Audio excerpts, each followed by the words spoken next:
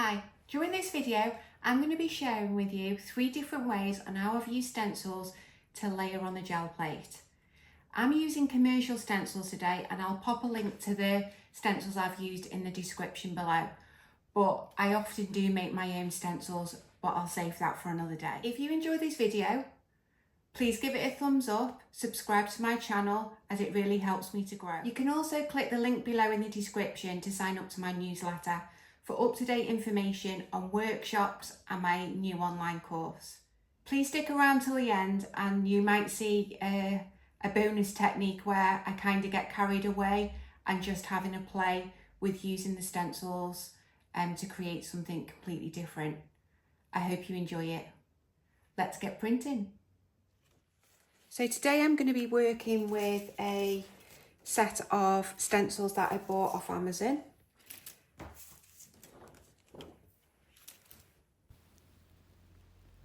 So I'm going to start by using Paynes Grey, iridescent green blue and iridescent orange yellow.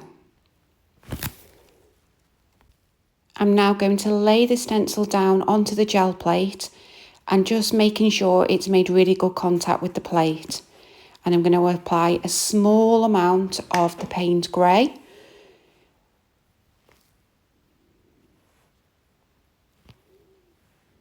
And I'm applying it actually to the area of the stencil and then using my brayer to spread it out over a nice even coat across the plate.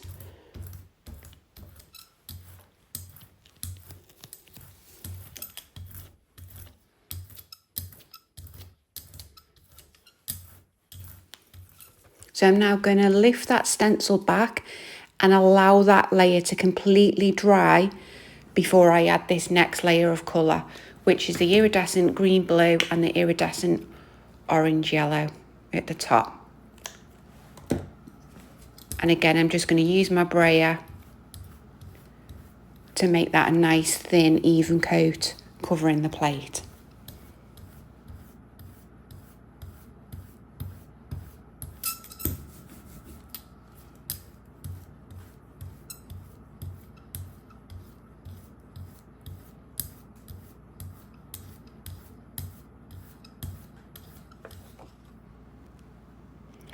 So now I'm going to lay down my cartridge paper, give it a good rub to make good contact on the plate and just leave it for a couple of minutes, just so when you pull the print you can see the plate is pretty clear there and it's all transferring onto your paper.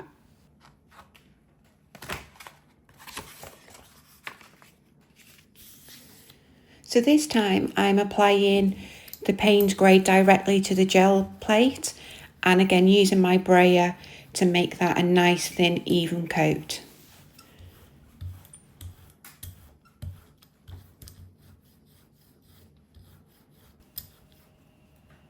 So now I'm going to lay down the stencil and then what I'm going to use is a pre-made background, textured background that I've made, and again the link will be in the description to how I created that.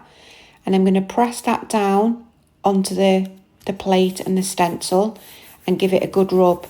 Now what most people will do at this point is now lift that piece of paper, and then if you have missed some of your stencil, there's no way of getting it back in the same place. So what I'm doing is I'm starting at the top and I'm working my way to the middle and making sure I've got all of that stencil transferred. And then once I get to the middle, I'm going from the bottom and working my way up. And that way I'm ensuring I've captured it all to produce a nice full print.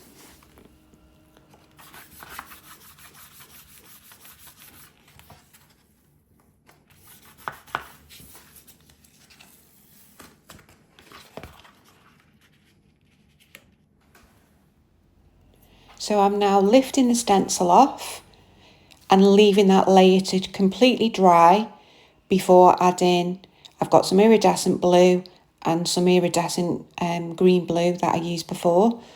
And again, using my brayer to spread that evenly across the plate. Again, you want really a thin layer.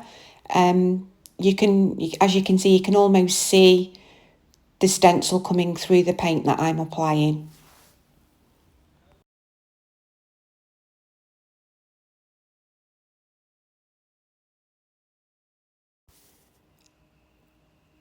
I'm now laying the paper onto the gel plate while it's still wet, giving it a good rub to make contact, and then pulling it from the plate.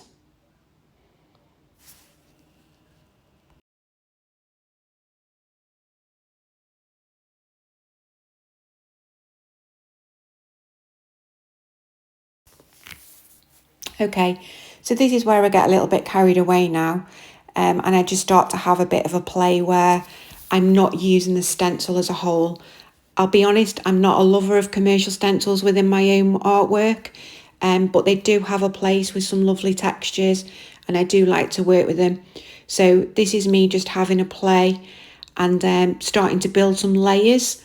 I have kind of sped this up a little bit because it's quite a long process, and I'm just going in with parts of the stencil with some Paynes Grey there and starting to make some marks on the plate. It is much easier if you've got the paint by the side of you on a palette or another gel plate to roll on the stencil. I've applied it to the stencil because I'm actually working in a very small corner of my studio because I had it set up for a workshop later that day. So I was very short of space. But it's much easier to have the paint next to you rather than applying it direct to the stencil. So now I'm going in with Wedgewood blue, a lighter blue colour. So I have let that Paynes Grey completely dry before applying this next layer. But as you can see, I'm quite impatient and I won't wait. So I've got to kind of lift that stencil up so it's not touching the wet paint I've already laid down. So this process does require some patience and letting things dry as much as you can in between.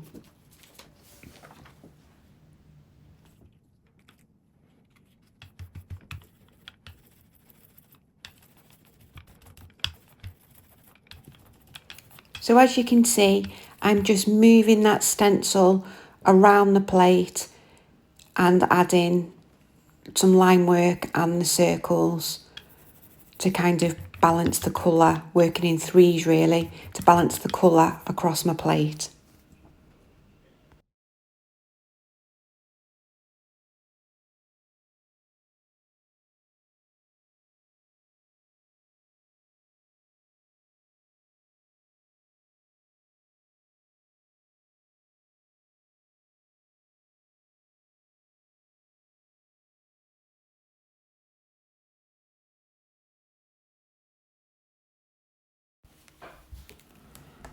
So I've put my gel plate on a piece of Perspex so I can turn it over to show you how the layers are starting to build up, because it's always the first layer that you put down is what is going to be at the top of your print.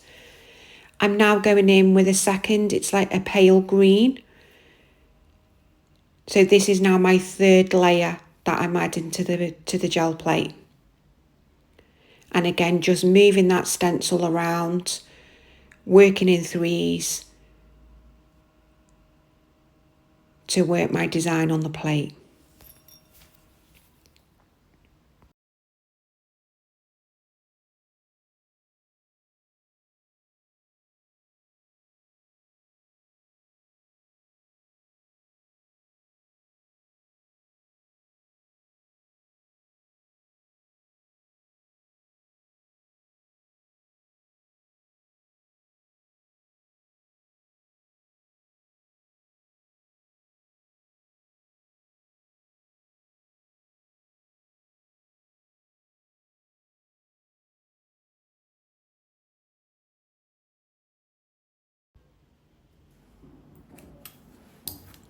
So I'm just applying some Titan Buff as a wet layer now to pull my entire print. So again, small layer of paint across the gel plate, laying my cartridge paper down, really good rub and allowing it to sit on the plate for a couple of minutes. So when you pull it, it's picking all of those layers up and pulling off as a final print. And there you have it. So these are the 4 prints that I've created using stencils in different ways. I really hope you've enjoyed it and it gives you some inspiration to have a little play.